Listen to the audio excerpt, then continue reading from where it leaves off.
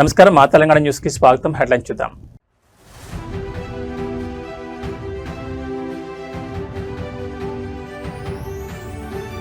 జనసేనలో సేనాకాలం కమిటీ ఏర్పాటు, సరికొత్త రాజకీయ వరవడికి పవన్ కళ్యాణ్ శ్రీకారం.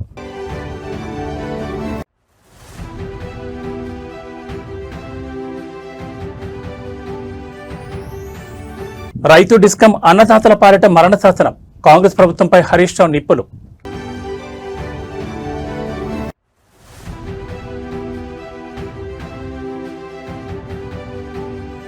మంతని బస్టాండ్ ప్రగతి పనులకు మంత్రులు పొన్నం ప్రభాకర్, శ్రీధర్ బాబు శంకుస్థాపన.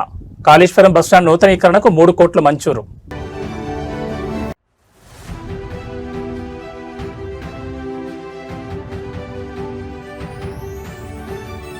తిరుపతిలో ఒక్కసారిగా మారిన వాతావరణం, పిడుగుల మాతతో విరుచుకుపడిన కుండపోత వర్షం. ఇక వివరాలు చూస్తే, ఆంధ్రప్రదేశ్ పారిశ్రామిక రంగంలో కూటమి ప్రభుత్వం సరికొత్త చరిత్రను లిఖిస్తోంది. పెట్టుబడుల ఆకర్షణలోనే కాదు, పరిశ్రమల స్థాపనలోనూ స్పీడ్ ఆఫ్ డూయింగ్ బిజినెస్ అంటే ఏంటో అంతర్జాతీయ దిగ్గజాలకు ప్రాక్టికల్ గా చూపిస్తోంది. తిరుపతి జిల్లాలోని ప్రముఖ ఇండస్ట్రియల్ హబ్ శ్రీ సిటీలో గత ఏడాది అంటే 2025 మే నెలలో శంకుస్థాపన చేసుకున్న గ్లోబల్ ఎలక్ట్రానిక్స్ దిగ్గజం ఎల్జీ ఎలక్ట్రానిక్స్ సంస్థ త్వరలోనే తన పూర్తి స్థాయి వాణిజ్య ఉత్పత్తిని ప్రారంభించేందుకు సిద్ధమైంది. ఆంధ్రప్రదేశ్ ను ఎలక్ట్రానిక్స్ మ్యానుఫ్యాక్చరింగ్ హబ్ గా మార్చాలనే లక్ష్యంతో ప్రభుత్వం అడుగులు వేస్తోంది. ఇందులో భాగంగానే 2025 మే నెలలో శ్రీ సిటీలో ఎల్జీ ఎలక్ట్రానిక్స్ ప్లాంట్ కు శంకుస్థాపన జరిగింది. సాధారణంగా ఇలాంటి భారీ ప్లాంట్లు ఉత్పత్తి దశకు రావడానికి సంవత్సరాల సమయం పడుతుంది. కానీ కూటమి ప్రభుత్వం అధికారంలోకి వచ్చిన వెంటనే తీసుకొచ్చిన సింగిల్ విండో విధానం, సత్వర అనుమతులు, మౌలిక వస్తువుల కల్పన వల్ల ఏడుపు గడ్డల వేగంతో పనులు పూర్తయ్యాయి. ప్రభుత్వం కేవలం మాటలకే పరిమితం కాకుండా క్షేత్రస్థాయిలో పరిశ్రమలకు అండగా నిలవడంతో ఎల్జీ యాజమాన్యం కూడా అత్యంత వేగంగా ప్లాంట్ నిర్మాణాన్ని పూర్తి చేసి త్వరలోనే పూర్తిస్థాయి ఉత్పత్తిని ప్రారంభించబోతోంది. ఈ మెగా ప్రాజెక్ట్ ఇంత వేగంగా సాకారం కావడంలో ఐటీ, ఎలక్ట్రానిక్స్ మరియు పరిశ్రమల శాఖ మంత్రి నారా లోకేష్ పర్యవేక్షణ అత్యంత కీలక పాత్ర పోషించింది. ఎప్పటికప్పుడు ఎల్జీ ఉన్నతాధికారులతో సమీక్షలు జరుపుతూ వారికి కావలసిన అన్ని రకాల పరిపాలనాపరమైన సహకారాన్ని లోకేష్ స్వయంగా అందించారు. ఎల్జీ ఎలక్ట్రానిక్స్ ప్లాంట్ పూర్తి స్థాయిలో అందుబాటులోకి రావడం ద్వారా తిరుపతి, చిత్తూరు, నెల్లూరు జిల్లాలతో పాటు రాయలసీమ ప్రాంతానికి చెందిన వేలాది మంది స్థానిక యువతకు పారిశ్రామిక రంగంలో అత్యుత్తమ ఉద్యోగ, ఉపాధి అవకాశాలు లభించబోతున్నాయి. ప్రభుత్వాల చిత్తశుద్ధి, పాలకుల విజన్ తోడైతే పరిశ్రమలు ఎంత వేగంగా వస్తాయనడానికి ఎల్జీ ఎలక్ట్రానిక్స్ ప్లాంట్ ఒక సజీవ సాక్ష్యం. స్పీడ్ ఆఫ్ డూయింగ్ బిజినెస్ నినాదంతో ఏపీ మున్ముందు మరిన్ని పెట్టుబడులను ఆకర్షించడం ఖాయంగా కనిపిస్తోంది.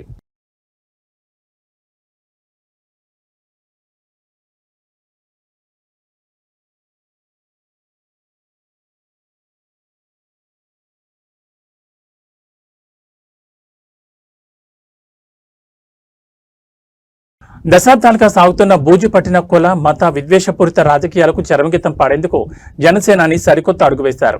సమకాలీన రాజకీయాల్లో విప్లవాత్మక వరవడికి శ్రీకారం చుడుతూ సామాజిక సామరస్యం, బాధ్యతాయుత రాజకీయాలు, రాజ్యాంగ విలువల పరిరక్షణ ధ్యేయంగా జనసేన పార్టీలో సేనాగళం అనే నూతన కమిటీని ఏర్పాటు చేస్తున్నట్లు పార్టీ అధినేత పవన్ కళ్యాణ్ సంచలన ప్రకటన చేశారు.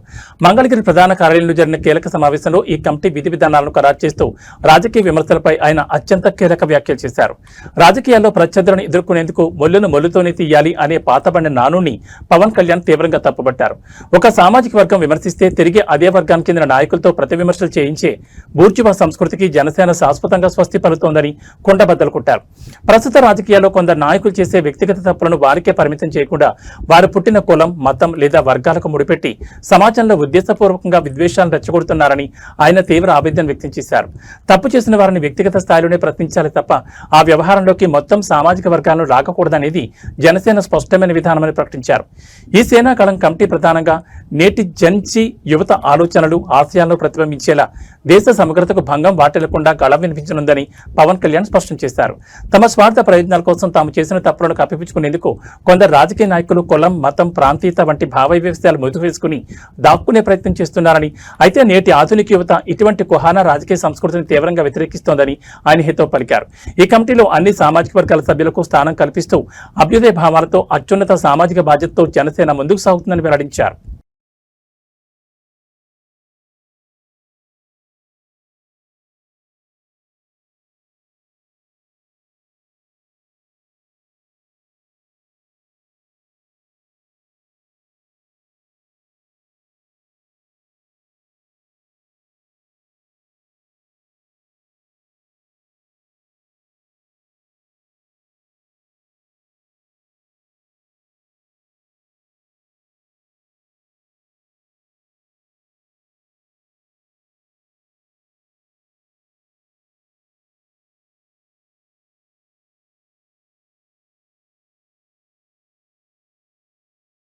ఆధ్యాత్మికత ఉట్టిపడేలా తెలంగాణలోని ప్రముఖ త్రివేణి సంగమ పుణ్యక్షేత్రం కాళేశ్వరం ఇవాళ భక్తజన సందోహంగా మారింది.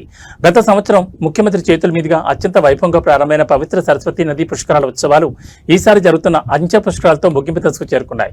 ఈ పవిత్రమైన అంచె పుష్కరాల ముగింపు వేడుకల కార్యక్రమానికి రాష్ట్ర గవర్నర్ ముఖ్య అతిథిగా విచ్చేశారు. స్థానిక ఎమ్మెల్యే మరియు రాష్ట్ర మంత్రి దుద్దెళ్ల శ్రీధరబాబు సమర్థవంతమైన నాయకత్వంలో ఈ పుష్కర వేడుకలు ఎంతో ఘనంగా క్రమశిక్షణతో నిర్వహించబడుతున్నాయి. సరస్వతి అంచె పుష్కరాల సందర్భంగా ఈ పుణ్యక్షేత్రానికి తెలుగు రాష్ట్రాలతో పాటు దేశం నలుమూలల నుంచి లక్షలాది మంది భక్తులు తరలివచ్చి అత్యంత భక్తి శ్రద్ధలతో పవిత్ర పుణ్యస్నానాలు ఆచరిస్తున్నారు. పుణ్యనదిలో మునకలేసి పుణ్యాన్ని ముట్టగట్టుకోవడంతో పాటు తమ కుటుంబాల భవిష్యత్ బాగుండాలని, అందరికీ శుభం కలగాలని భక్తులు స్వామివారిని ప్రార్థిస్తున్నారు.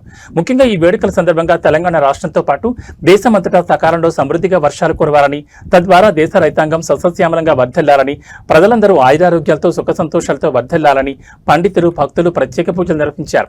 ఈ వేడుకల్లో భాగంగా ఇటీవలే కాశీ విశ్వేశ్వర క్షేత్రానికి చెందిన వేద పండితులు ఇక్కడ లోక కళ్యాణం కోసం సమర్పించిన పవిత్రమైన దివ్యహారతిని భక్తులు కనులారా వీక్షించి తరించారు. ఇక్కడి గురువుగారు మరియు వేద పండితులు నిర్వహిస్తున్న ప్రతి కార్యక్రమం కేవలం లోక కళ్యాణార్థం మరియు విశ్వశాంతి కోసమేనని స్పష్టం చేశారు. ఆధ్యాత్మికంగా కాశీ క్షేత్రంలోని విశ్వేశ్వరునికి, ఇక్కడి కాళేశ్వర ముక్తేశ్వర స్వామి సన్నిధికి ఎంతో అద్భుతమైన అంతర్గత పోలికలున్నాయని పండితులు చెప్తున్నారు. అందుకే ఇది ఒక అత్యంత విశిష్టమైన క్షేత్రంగా ప్రసిద్ధి కాంచింది. ఈ సరస్వతి అంచె పుష్కరాల్లో పాల్గొని స్వామివారిని దర్శించుకున్న ప్రతి ఒక్క భక్తునికి మరియు ప్రజలందరికీ సర్వశుభాలు కలగాలని భగవంతుని ప్రార్థిస్తున్నట్లు ఆలయ వర్గాలు తెలిపాయి. గత సంవత్సరం గౌరవ ముఖ్యమంత్రి గారు ప్రారంభిస్తే ఈసారి అంచె పుష్కరాలకు సంబంధించి మరి గౌరవ గవర్నర్ గారు వచ్చి స్థానిక శాసనసభ్యుడు గౌరవనీయులు మంత్రి పెద్దల శ్రీధరబాబు గారి నాయకత్వంలో లక్షలాది మంది వచ్చి మరి పుష్కర స్నానం గావించుకొని పుణ్యాన్ని పొంది వారు భవిష్యత్తుకు సంబంధించి మంచి జరగాలని, తెలంగాణ రాష్ట్రం అంతా కూడా లేదా దేశమంతా కూడా మంచి సుభిక్షమైన వర్షాలు పడి సస్యశ్యామలంగా రైతాంగము అందరూ సుఖ సంతోషంతో ఉండాలని, ఆయురారోగ్యాలతో ఉండాలని, అందరూ కూడా తాము బాగుండాలి, అందరూ బాగుండాలని కోరుకున్నటువంటి పుష్కర స్థానం లోపల ముఖ్యంగా ఇప్పుడే మనం భారతులు కాశీ విశ్వేశ్వర పండితులు చూడడం జరిగింది. వారందరూ కూడా లోక కళ్యాణం కొరకు, గురుగారు కూడా అందరు ఎవరు ఏం చేసినా ఇది లోక కళ్యాణం కొరకు జరుగుతున్నటువంటి కార్యక్రమంగా కాళేశ్వర ముక్తేశ్వర స్వామి సన్నిధిలో ఒక విశిష్టమైనటువంటి అక్కడ కాశీ విశ్వేశ్వరుడు, ఇక్కడ కాళేశ్వర ముక్తేశ్వరుడుగా పోలిక ఉన్నటువంటి దేవాలయ పరిధిలో జరిగినటువంటి సరస్వతి అంత్య పుష్కరాలకు సంబంధించి పాల్గొన్నటువంటి ప్రతి ఒక్కరికి శుభం జరగాలని అమ్మవారిని ప్రార్థిస్తూ అందరికీ నమస్కారం చెప్తూ సెలవుకుంటాను. తెలంగాణలో వ్యవసాయ విద్యుత్ సరఫరా, రైతు డిస్కం ఏర్పాటు ప్రతిపాదనలపై అధికార ప్రతిపక్షాల మధ్య రాజకీయ సెగలు రాచుకున్నాయి. కాంగ్రెస్ ప్రభుత్వం తీసుకురావాలని చూస్తున్న రైతు డిస్కం విధానం రాష్ట్రంలోని అన్నదాతల పాలిట ఒక పెద్ద శాపంగా మారబోతోందని మాజీ మంత్రి బీఆర్ఎస్ సీనియర్ నేత హరీష్ రావు తీవ్రస్థాయిలో ధ్వజమెత్తారు. గత బీఆర్ఎస్ ప్రభుత్వం ఎంతో ప్రతిష్టాత్మకంగా అందించిన 24 గంటల ఉచిత విద్యుత్ పథకానికి ఎసరు పెట్టడానికి ఈ కొత్త డిస్కంల ముసుగులో ప్రభుత్వం కుట్రలు చేస్తోందని ఆయన ఆరోపించారు. తెలంగాణ భవన్లో జరిగిన మీడియా సమావేశంలో హరీష్ రావు కాంగ్రెస్ ప్రభుత్వ విద్యుత్ విధానాలపై నిప్పులు చెరిగారు. దేశంలోని ఎక్కడా లేని విధంగా కేసీఆర్ రైతాంగానికి ఉచితంగా నాణ్యమైన 24 గంటల కరెంట్ ఇస్తే ప్రస్తుత ప్రభుత్వం దాన్ని నిర్వీర్యం చేసేందుకు ప్రయత్నిస్తోందని మండిపడ్డారు. రైతు డిస్కం పేరుతో వ్యవసాయ రంగాన్ని విడదీసి భవిష్యత్తులో సబ్సిడీలను ఎత్తివేయడానికి, బావుల దగ్గర మీటర్లు పెట్టడానికి పునాది వేస్తున్నారని ఆగ్రహం వ్యక్తం చేశారు. డిస్కంల విభజన జరిగితే రైతులకు అదనపు భారం పడుతుందని, ఇది ముమ్మాటికి అన్నదాతల గొంతు కోసే చర్యనని ఆయన దుయ్యబట్టారు. రాష్ట్రంలో ఇప్పటికే పలు జిల్లాల్లో అర్ధరాత్రి కరెంట్ ఇస్తూ లో వోల్టేజ్ సమస్యలతో రైతులను ఇబ్బందులు గురిచేస్తున్నారని హరీష్ రావు పేర్కొన్నారు. సమయానికి విద్యుత్ అందక పంటలు ఎండిపోతున్నాయని, వోల్టేజ్ హెచ్చుతగ్గుల వల్ల వేలాది రూపాయల విలువైన మోటార్లు కాలిపోతుంటే ప్రభుత్వం కనీసం పట్టించుకోవడం లేదని ఆవేదన వ్యక్తం చేశారు. ఇలాంటి క్లిష్ట పరిస్థితుల్లో సహాయం చేయాల్సింది పోయి రైతు డిస్కం అంటూ కొత్త ప్రయోగాలతో గందరగోళం సృష్టించడం సరికాదన్నారు. రైతుల పక్షాన్ని నిలబడి ఈ నిర్ణయాన్ని బీఆర్ఎస్ గట్టిగా వ్యతిరేకిస్తుందని ఆయన స్పష్టం చేశారు. ఈరోజు ఏ ఊరికన్నా పోదాం. ఈ మధ్యకాలంలో నేను నర్సాపూర్ సబ్ స్టేషన్కి వెళ్ళినా, సిద్దిపేటలో సబ్ స్టేషన్కి వెళ్ళినా, ఎక్కడికి వెళ్ళినా రైతులకు ఈరోజే 13 గంటలకు మించి కరెంట్ రావడం లేదు. 13 అవర్స్ కూడా కరెంట్ రావడం లేదు. ఈరోజు నువ్వేదో 24 గంటల ఉచిత విద్యుత్తు ఇవ్వడానికి నేను ఆర్పీడీసీఎల్ పెడుతున్నా అని చెప్పినావు. ఈరోజు రాష్ట్రంలో ఎక్కడ కూడా రైతులకు 13 గంటల ఉచిత అంటే మించి ఉచిత విద్యుత్తు రావడం లేదు. ఇవాళ నీ ఆర్పీడీసీఎల్ ఏర్పాటుతో 8-9 గంటలు కూడా రాని పరిస్థితి ఏర్పడుతుంది. ఇలా గుజరాత్లో కేవలం రైతులకు 7 గంటల కరెంటే వస్తుంది. కాంగ్రెస్ పాలిస్తున్న కర్ణాటకలో 8 గంటల కరెంటు మాత్రమే వస్తుంది. రేపు తెలంగాణలో కూడా అదే జరగబోతా ఉంది. భౌతిక ఇంధన మరియు పారిశ్రామిక రంగానికి గుండెకాయ లాంటి బొగ్గు మైనింగ్ విభాగాల బలోపేతమే లక్ష్యంగా కేంద్ర ప్రభుత్వం వేగవంతమైన అడుగులు వేస్తోంది. ఇందులో భాగంగా కేంద్ర బొగ్గు మరియు గనుల శాఖ మంత్రి ఒడిశా రాజధాని భువనేశ్వర్ చేరుకున్నారు. భువనేశ్వర్ ఎయిర్పోర్టు చేరుకున్న కేంద్ర మంత్రికి దేశంలోని ప్రముఖ ప్రభుత్వ రంగ సంస్థలైన మహానది కోల్ ఫీల్డ్స్ లిమిటెడ్ మరియు నేషనల్ అల్యూమినియం కంపెనీ లిమిటెడ్ ఉన్నతాధికారులు ప్రతినిధులు ఘనస్వాగతం పలికారు. దేశంలోని అత్యధిక ఖనిజ సంపద కలిగిన రాష్ట్రాల్లో ఒకటైన ఒడిశాలో కేంద్ర ప్రభుత్వం అనుబంధ బొగ్గు గనుల శాఖల పనితీరును స్వయంగా పర్యవేక్షించేందుకు కేంద్ర మంత్రి ఈ పర్యటన చేపట్టారు. భువనేశ్వర్ చేరుకున్న వెంటనే ల్యాండ్ స్లైడ్ కంపెనీలైన మహానది కోల్ ఫీల్డ్స్ మరియు నాల్కోకు చెందిన అగ్రశ్రేణి అధికారులు మంత్రిని కలిసి క్షేత్రస్థాయి పరిస్థితులపై ప్రాథమిక సమాచారం అందించారు. దేశీయంగా బొగ్గు ఉత్పత్తిని పెంచడం, అల్యూమినియం ముడిసరు కొరత లేకుండా చూడడంలో ఒడిశాలోని ఈ ప్రాజెక్టులు అత్యంత కీలక పాత్ర పోషిస్తున్న తరుణంలో కేంద్ర మంత్రి ఈ రాక పారిశ్రామిక వర్గాల్లో తీవ్ర ఆసక్తిని రేకెత్తిస్తోంది. ఈ పర్యటనలో అత్యంత ప్రధానమైన ఘట్టం రేపు ఆవిష్కృతం కాబోతోంది. కేంద్ర బొగ్గు మరియు గనుల మంత్రిత్వ శాఖ ఆధ్వర్యంలో 2 వేర్వేరు ఉన్నత స్థాయి సమీక్షా సమావేశాలను మంత్రి స్వయంగా చేయనున్నారు. బొగ్గు మరియు గనుల రంగాల్లోని ప్రధాన స్టేక్ హోల్డర్లతో మంత్రి ముఖాముఖి చర్చలు జరపనున్నారు. దేశంలో పారిశ్రామిక ప్రగతిని పరుగులు పెట్టించేందుకు, మైనింగ్ ప్రక్రియను మరింత సులభతరం చేసేందుకు మరియు పర్యావరణ హిత పద్ధతుల్లో ఉత్పత్తిని పెంచేందుకు తీసుకోవాల్సిన వినూత్న నిర్ణయాలపై రేపటి సమావేశంలో ఒక పటిష్టమైన రోడ్ మ్యాప్ను సిద్ధం చేయనున్నట్లు మంత్రిత్వ శాఖ వర్గాలు స్పష్టం చేశాయి.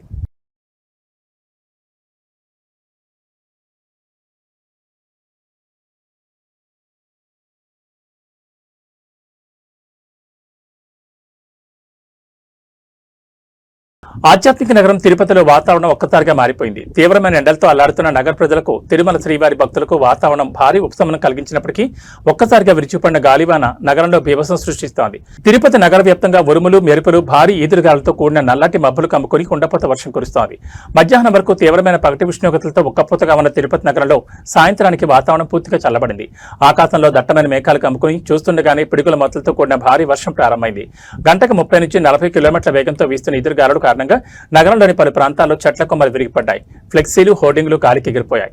ఆకస్మిక వానతో రహదారిపై వెళ్తున్న వాహనదారులు, ముఖ్యంగా ద్విచక్ర వాహనదారులు తీవ్ర ఇబ్బందులు పడుతున్నారు. నగరంలో ముందస్తు జాగ్రత్తగా పలు ఏరియాలో విద్యుత్ సరఫరాను అధికారులు నిలిపివేశారు. ఈ భారీ వర్షం కారణంగా తిరుమల యాత్రికులు తీవ్ర ఇబ్బందులు ఎదుర్కొంటున్నారు.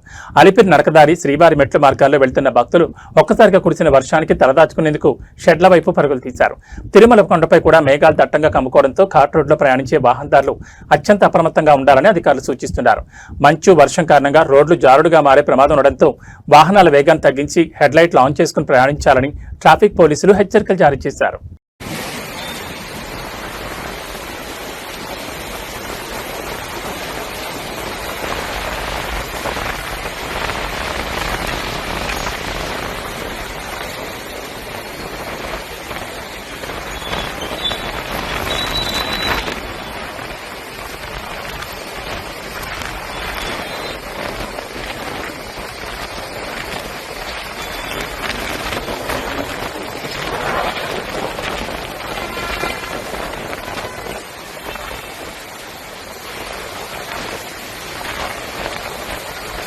పల్నాడు జిల్లా అభివృద్ధి మనందరి ఏకైక ప్రధాన లక్ష్యం కావాలని ఆంధ్రప్రదేశ్ కూటమి ప్రభుత్వం స్పష్టం చేసింది. ప్రభుత్వం మరియు పార్టీ కార్యక్రమాల్లో పల్నాడు జిల్లా ఎల్లప్పుడూ ఉత్తమ పనితీరుతో రాష్ట్రంలోని మెరుగైన స్థానంలో నిలిచేలా సరికొత్త కార్యాచరణను సిద్ధం చేసింది. సీనియర్ నాయకులు సత్తెనపల్లి ఎమ్మెల్యే కన్నా లక్ష్మీనారాయణ నివాసంలో ఆదివారం రాత్రి పల్నాడు జిల్లా ప్రగతిపై ఒక ఉన్నత స్థాయి సమీక్ష సమావేశం జరిగింది. జిల్లా ఇన్ఛార్జ్ మంత్రి గొట్టిపాటి రవికుమార్, నరసరావుపేట ఎంపీ లావు శ్రీకృష్ణదేవరాయలతో పాటు జిల్లా పరిధిలోని కూటమి ఎమ్మెల్యేలు ఈ భేటీలో పాల్గొని పల్నాడు ఫ్యూచర్ ప్లాన్పై సుదీర్ఘంగా చర్చించారు. గతంలో తీవ్ర నిర్లక్ష్యానికి గురైన పల్నాడు జిల్లాను కూటమి ప్రభుత్వంలో అభివృద్ధి, సంక్షేమ రంగాల్లో అగ్రస్థానంలో నిలపాలని దృఢ సంకల్పాన్ని నేతలు వ్యక్తపరిచారు. ఈ సందర్భంగా ఇన్ఛార్జ్ మంత్రి గొట్టిపాటి రవికుమార్ మాట్లాడుతూ జిల్లాలో ప్రభుత్వ పథకాలు, మౌలిక వసతుల కల్పన వంటి కార్యక్రమాలు క్షేత్రస్థాయిలోకి వేగంగా వెళ్లాలని అధికారులకు, ప్రజాప్రతినిధులకు దిశానిర్దేశం చేశారు. జిల్లా ప్రగతి గ్రాఫ్ రాష్ట్రంలోనే టాప్ లో ఉండాలని, అందుకోసం కూటమి నేతలంతా సమన్వయంతో ముందుకు సాగాలని పిలుపునిచ్చారు. ఈ కీలక సమావేశంలో ప్రధానంగా జిల్లా అభివృద్ధికి సంబంధించిన ప్రతిష్టాత్మక సర్ విధానాల అమలుపై నేతలు రోడ్ మ్యాప్ ను ఖరారు చేశారు. పట్టణ, గ్రామీణ ప్రాంతాల సమతుల్య అభివృద్ధి దీని ముఖ్య ఉద్దేశం. అదే సమయంలో కూటమి ప్రభుత్వంపై ఉద్దేశపూర్వకంగా విపక్ష వైసీపీ చేస్తున్న దుష్ప్రచారాన్ని, అబద్ధపు ఆరోపణలను క్షేత్రస్థాయిలో సమర్థవంతంగా తిప్పికొట్టాలని నేతలు నిర్ణయించారు. ప్రభుత్వం చేస్తున్న మంచి పనులను, రాబోయే ప్రాజెక్టులను సోషల్ మీడియా మరియు ప్రజాక్షేత్రం ద్వారా ప్రజల్లోకి బలంగా తీసుకెళ్లాలని ఎంపీ లావు శ్రీకృష్ణదేవరాయలు, ఎమ్మెల్యే కన్నా లక్ష్మీనారాయణ సహా పలువురు ఎమ్మెల్యేలు ఈ సందర్భంగా స్పష్టం చేశారు.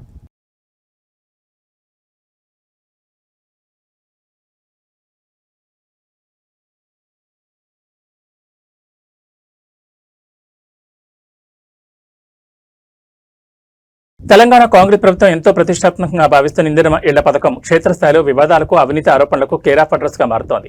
అర్హులైన పేదలకు సొంతింటి కలను నిజం చేయాల్సిన ఈ పథకంలో స్థానిక కాంగ్రెస్ నేతలు లంచాల వేట మొదలుపెట్టారనే సంచలన నిజం సూర్యాపేట జిల్లాలో వెలుగుచూసింది. ఇందిరమ్మ ఇళ్లు మంజూరు కావాలంటే ఏకంగా ₹1,00,000 లంచం ఇవ్వాలంటూ కాంగ్రెస్ నాయకులు అధికార బలంతో పేదలను వేధిస్తున్న ఉదంతం ఇప్పుడు రాష్ట్ర వ్యాప్తంగా కలకలం రేపుతోంది. తాము చెప్పిన వారికి ఇళ్లు వస్తాయంటూ వారు బహిరంగంగానే బెదిరింపులకు దిగుతున్నట్లు ఆరోపణలు వినిపిస్తున్నాయి. సూర్యాపేట జిల్లా నడిగూడి మండలం రత్నవరం గ్రామానికి చెందిన సుకన్య అనే పేద మహిళకు ప్రభుత్వం నుంచి ఇందిరమ్మ ఇళ్లు మంజూరు అవ్వాల్సింది. అయితే గ్రామానికి చెందిన కొందరు కాంగ్రెస్ నాయకులు ఆమెను సంప్రదించి ఇల్లు కావాలంటే ₹1,00,000 నగదు లంచంగా ఇచ్చుకోవాలని డిమాండ్ చేశారు. అంత పెద్ద మొత్తం తాను ఇచ్చుకోలేనని సదరు మహిళ ఆవేదన వ్యక్తం చేయగా స్థానికంగా తాము చెప్పిన వారికి ఇళ్లొస్తాయి, తాము రాసిస్తేనే లిస్టులో పేర్లుంటాయంటూ సదరు అధికార పార్టీ నాయకులు ఆమెను తీవ్రంగా బెదిరించినట్టు తెలుస్తోంది. ప్రభుత్వ పథకాల కేటాయింపుల్లో స్థానిక నేతల విచ్చలవిడి జోక్యం, బెదిరింపుల పర్వంపై రత్నవరం గ్రామస్తులు సైతం తీవ్ర విస్మయం వ్యక్తం చేస్తున్నారు. తమకు రావాల్సిన ఇందిరమ్మ ఇళ్లను అడ్డుకుంటూ ₹1,00,000 లంచం కోసం వేధిస్తున్న స్థానిక కాంగ్రెస్ నాయకులపై కోదాడ ఎమ్మెల్యే ఉత్తమ్ పద్మావతి రెడ్డి తక్షణమే స్పందించి న్యాయం చేయాలని బాధితురాలు సుకన్య కన్నీటి పర్యంతమవుతూ డిమాండ్ చేస్తున్నారు. నియోజకవర్గంలో పార్టీ ప్రతిష్టను దెబ్బతీస్తూ పేదలకు లంచాల కోసం పీడిస్తున్న ఇటువంటి నాయకులపై కఠిన చర్యలు తీసుకోవాలని, అర్హురాలైన తనకు ఎలాంటి లంచాలు లేకుండా ఇందిరమ్మ ఇళ్లు దక్కేలా చూడాలని ఆమె కోరుతున్నారు. పేదల ఇళ్ల పథకంలో సాగుతున్న ఈ ముసోడి దందా ఇప్పుడు స్థానికంగా కాంగ్రెస్ పార్టీ శ్రేణుల్లోనూ పెద్ద చర్చకు దారితీస్తుంది. ఇందిరమ్మ ఇల్లు 16 ఇండ్లు వచ్చినాయి సార్. మాకు రావిని వినయవర్ధన్ రెడ్డి, ఆ వినయవర్ధన్ రెడ్డి మా ఇష్టం వచ్చినట్టు చేసుకుంటాం, మేమేమన్నా చేసుకుంటాం, నీకు ఇల్లు అయితే రాని అంటుంది సార్. మళ్ళీ బాబు గారు అని ఇక్కడ ఇదివరకు పాత సర్పంచ్ సార్, ఎప్పుడు వచ్చినా కూడా లంచాలు తీసుకుంటాడు. ఆయన తీసుకొని ఎవరికి ఇల్లు రానియాడు. ఇప్పుడు నేను ఇక్కడ నుంచి వస్తుంటే నా పరిస్థితి ఏంది, ఇల్లు కూలిపోతుందంటే ₹1,00,000 ఇవ్వమన్నాడు. నా దగ్గర డబ్బులు లేవన్నా. 50,000 ఇవ్వమంటుండు. నీ దిక్కున్న చోట చెప్పుకోపో, మీడియా చెప్పుకోవా, కలెక్టర్ చెప్పుకోవడం, మేడంకి చెప్పుకోవా అన్నాడు. ఇప్పుడు ఉన్న రవి మెయిన్ క్యాండిడేట్, కాంగ్రెస్ అధ్యక్షుడు అంట. ఆయన తోటి సంబంధాలు పెట్టుకొని మంచిగా ఉండి పర్సనల్ గా మాట్లాడితే ఇల్లు ఇస్తాడంట. ఆయనకు సంబంధించిన వాళ్ళకి ఇల్లు ఇస్తాడు, మాకు ఇల్లు ఇయ్యరంట. సోమ సీను ఆయన పోయి కులాలకి 2 అంటే మా కులంలో నేను లేని దాన్ని కాదంటే మినిస్టర్ కాడికి పోయినా కూడా మాకు సంబంధించిన వాళ్ళకి ఇల్లు వస్తాయి, నీకు రావంటుంది సార్. ఇక్కడ అన్యాయం జరుగుతుంది. నన్ను బాధ పెడుతుర్రు, నన్ను నష్టపోయాను నేను. నాకు ఇల్లు బాగలేదు, నాకు ఇల్లు రావాలి సార్, ఎట్టైనా చేసి నాకు ఇల్లు ఇప్పేయండి. వాళ్ళంటే నన్ను బయటికి రానియకుండా చేస్తారంట. వాళ్ళని మాత్రం ఏదో ఒకటి చేయాలి. మేడం అంట వాళ్ళకే ఇచ్చిందంట, వాళ్ళ ముగ్గురునే ఇక్కడ ఊరిని చూసుకోని చెప్పిందంట. సర్పంచ్ గారు పోయి నా గురించి అడిగిండు. అడిగితే అమ్మాయికి నేను నీ సంతకంతో మాకు పని లేదు, నీ సంతకాలు పెట్టుకుంటాం, మేమే చేసుకుంటాం, మా ఇష్టం అని చెప్తున్నారు సార్. ఇది పరిస్థితి సార్, మాకు న్యాయం చేయండి సార్. నా పరిస్థితి బాగలేదు సార్. ఇదివరకు కరోనా వచ్చి నాకు కాళ్ళు పడిపోయినాయి సార్. నా పిల్లగాడు చదువుకునే పిల్లగాడు సార్, పనికి పంపిస్తున్నా సార్. ఇల్లు లేదు సార్, మమ్మల్ని ఎవరు రానియట్లేదు సార్. ఎవరింటికి పోతే ఎవరు రానిస్తారు సార్, ఎవరు రానియట్లేదు సార్. గాలి వచ్చిన వర్షం వచ్చిన ఇల్లు 4 రోజులైంది సార్ అన్నం తినగా. వాళ్ళ చుట్టూ ఇళ్ళ చుట్టూ తిరుగుకుంటూ దండం పెట్టుకుంటూ తిరుగుతున్నా సార్, కాళ్ళు పట్టుకుంటూ తిరుగుతున్నా సార్, కళ్ళు తిరుగుతున్నాయి సార్ అన్నం తినగా. నాకు న్యాయం కావాలి సార్. నన్ను చంపుతారంట సార్, పోలీస్ స్టేషన్ లో కేసు పెడతారంట సార్, నన్ను చంపుతారంట సార్. నాకు న్యాయం కావాలి సార్. వాళ్ళని ఏమన్నా చేయాలని నాకు న్యాయం చేయండి సార్. పోలే సార్, ఎమ్మెల్యే కాడికి పోయినా, మేడం కాడికి పోయినా, యాడికి పోయినా మా కాడికి రావాల్సిందే, మేము చూసుకుంటాం అంటారు సార్ వాళ్ళు. వాళ్ళని ఏదన్నా ఒకటి చేసి నాకు న్యాయం చేసి నాకు ఇల్లు కావాలి సార్. వచ్చిన పేరు తీసేస్తారు సార్. వాళ్ళకి సంబంధం ఉన్న వాళ్ళకి ఇస్తారంట, వేరే వాళ్ళకి ఇయ్యరంట. లంచాలు కావాలి సార్. మరి నా దగ్గర ఏం లేదు సార్. తినడానికి వెళ్ళక పనికి పోతున్నా సార్. నా పిల్లగాడు చిన్న పిల్లగాడు సార్, పనికి తీసిపోతున్నా సార్.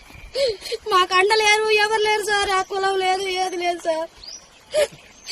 నన్ను బాధ తెలంగాణ రాష్ట్రంలో ప్రజా రవాణా వ్యవస్థను మరింత ఆధునీకరిస్తూ ప్రయాణికులకు అత్యున్నత సేవలు అందించడమే లక్ష్యంగా ప్రభుత్వం అడుగులు వేస్తోంది. మందని మరియు కాళేశ్వరం బస్టాండ్ల అభివృద్ధితో ఈ ప్రాంతంలో రవాణా సేవలు సరికొత్త మైలురాయిలు అందించుకోబోతున్నాయి. ఆదివారం నాడు మందని మున్సిపాలిటీ పరిధిలోని బస్టాండ్లో 93 లక్షల వ్యయంతో చేపట్టనున్న అదనపు ప్లాట్ఫారాలు, ఇతర ప్రగతి పనులకు రాష్ట్ర రవాణా శాఖ మంత్రి పొన్నం ప్రభాకర్, ఐటీ పరిశ్రమల శాఖ మంత్రి దుద్దిల శ్రీధర్ బాబు, జిల్లా కలెక్టర్ కోయి శ్రీహర్షితో కలిసి ఘనంగా శంకుస్థాపన చేశారు. మందని బస్టాండ్లో రద్దీని తట్టుకునేలా 74 లక్షల వ్యయంతో 2 అదనపు ప్లాట్ఫారాల నిర్మాణానికి, మరో 19 లక్షలతో ఇతర మౌలిక వస్తువుల పనులకు మంత్రులు పునాది వేశారు. ఈ సందర్భంగా మంత్రి పొన్నం ప్రభాకర్ మాట్లాడుతూ స్థానిక మంత్రి శ్రీధర్ బాబు సూచనల మేరకు మందనితో పాటు ప్రముఖ పుణ్యక్షేత్రమైన కాళేశ్వరం బస్టాండ్ నూతనీకరణకు ఏకంగా 3 కోట్లు మంజూరు చేసినట్టు తెలిపారు. కాళేశ్వరం ముక్తేశ్వర స్వామి దేవస్థానం అభివృద్ధిలో ఆర్టీసీ కీలక పాత్ర పోషిస్తోందని, త్వరలోనే పెద్దపల్లి బస్ డిపోను కూడా ప్రారంభించి ఈ ప్రాంత ప్రజల దశాబ్దాల కలను నిజం చేస్తామని మంత్రి శ్రీధర్ బాబు స్పష్టం చేశారు. మహాలక్ష్మి పథకంలో భాగంగా మహిళలకు ఇప్పటి వరకు 310 కోట్లకు పైగా జీరో టికెట్లు జారీ చేసే రికార్డు సృష్టించామని మంత్రులు గుర్తు చేశారు. ఈ పర్యటనలో రవాణా శాఖ మంత్రి పొన్నం ప్రభాకర్ రాబోయే గోదావరి పుష్కరాలు 2027పై కీలక అప్డేట్ ఇచ్చారు. పుష్కరాల నిర్వహణ కోసం ప్రభుత్వం ఇప్పటికే కేబినెట్ సబ్ కమిటీని నియమించిందని, కుంభమేళను తలపించే స్థాయిలో భారీ రవాణా సదుపాయాలతో కూడిన సమగ్ర కార్యాచరణను సిద్ధం చేస్తున్నామని చెప్పారు. లక్షలాదిగా తరలివచ్చే భక్తులకు ఎలాంటి ఇబ్బందులు రాకుండా ప్రత్యేక బస్సులను నడుపుతామన్నారు. ఇదే సమయంలో ఆర్టీసీని ప్రభుత్వంలో విలీనం చేసే ప్రక్రియకు తమ ప్రభుత్వం పూర్తిగా కట్టుబడిందని కార్మికులకు భరోసా ఇచ్చారు. గుర్తింపు సంఘాల ఎన్నికల అనంతరం కార్మిక ప్రతినిధులతో ఆత్మీయంగా చర్చించి తదుపరి చర్యలు చేపడతామని, కార్మికులు ఎలాంటి అపోహలను నమ్మొద్దని మంత్రి సూచించారు. పచ్చడి ప్రియులకు బులియన్ మార్కెట్ నుంచి వరుసగా శుభవార్తలు అందుతున్నాయి. నిన్నటి భారీ పతనం తర్వాత హైదరాబాద్ బులియన్ మార్కెట్లో ఇవాళ కూడా బంగారం ధరలు మరింతగా దిగొచ్చాయి. అంతర్జాతీయ మార్కెట్లలో కదలికలు మరియు స్థానిక డిమాండ్ తగ్గడంతో ఇవాళ అటు 24 క్యారెట్ల మేలిమి బంగారం, ఇటు ఆభరణాల తయారీకి వాడే 22 క్యారెట్ల పచ్చడి ధరలు ఒక్కసారిగా కిందికి పతనమయ్యాయి. పెళ్లిళ్ల సీజన్ నడుస్తున్న తరుణంలో ఈ ఆకస్మిక ధరల తగ్గుదల వినియోగదారులకు పెద్ద ఊరటనిస్తోంది. హైదరాబాద్ బులియన్ మార్కెట్ తాజా రికార్డుల ప్రకారం ఇవాళ ఉదయం నుంచే పచ్చడి ధరల్లో ఒడిదుడుకులు కనిపించాయి. పెట్టుబడిదారులు ఎక్కువగా చూసి 24 క్యారెట్ల 10 గ్రాముల మేలిమి బంగారం ధర ఇవాళ ఏకంగా 820 రూపాయల పతనమై ప్రస్తుతం 1,56,226 వద్ద కొనసాగుతోంది. మరోవైపు సామాన్య వినియోగదారుల ఆభరణాల కోసం కొనుగోలు చేసే 22 క్యారెట్ల 10 గ్రాముల గోల్డ్ రేట్ కూడా ఇవాళ భారీగా క్షీణించింది. 22 క్యారెట్ల పత్తిపై 750 రూపాయల మేర తగ్గి ప్రస్తుతం మార్కెట్లో 1,43,200 పలుకుతోంది.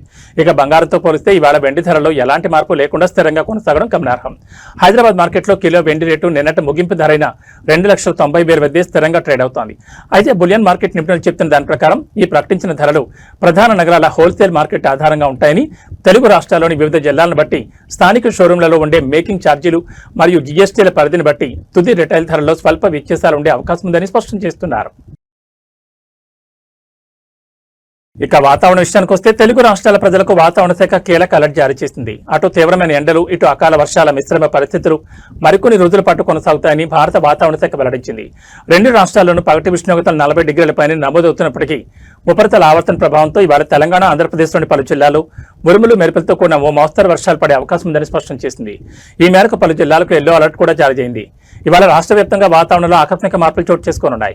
ముఖ్యంగా ఉత్తర మరియు దక్షిణ తెలంగాణ జిల్లాలైన ఆదిలాబాద్, నిర్మల్, మంచిర్యాల్, నిజామాబాద్, జగిత్యాల, రాజన్న సిరిసిల్ల, మెదక్, కామారెడ్డి, వనపర్తి మరియు జోగులాంబ గద్వాల జిల్లాలో ఉరుములు, ఎదురుగాలతో కూడిన మోస్తరు వర్షాలు కురిసే ఛాన్స్ ఉందని ఐఎండీ తెలిపింది.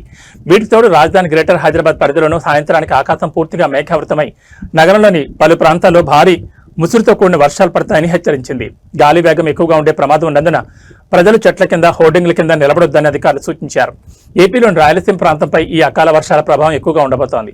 ప్రధానంగా అనంతపురం, శ్రీ సత్యసాయి, వైఎస్ఆర్ కడప, అన్నమయ్య మరియు చిత్తూరు జిల్లాలో ఇవాళ వర్షాలు కురిసే అవకాశం ఉందని వాతావరణ కేంద్రం పేర్కొంది. గత కొన్ని రోజులుగా భానుడి బగబగలతో రికార్డు స్థాయి ఉష్ణోగ్రతలతో అలడిపోతున్న రాయలసీమ వాసులకు ఈ ఆకస్మిక వానలు తీవ్రమైన ఉక్కపోత నుంచి పెద్ద ఉపశమనాన్ని ఇవ్వనున్నాయి.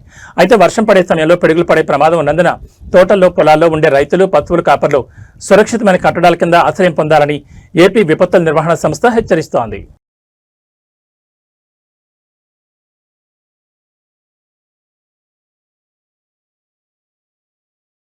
ఇవి బులెటిన్ విశేషాలు. మరో బులెటిన్లో మళ్ళీ కలుసుకుందాం. నమస్కారం.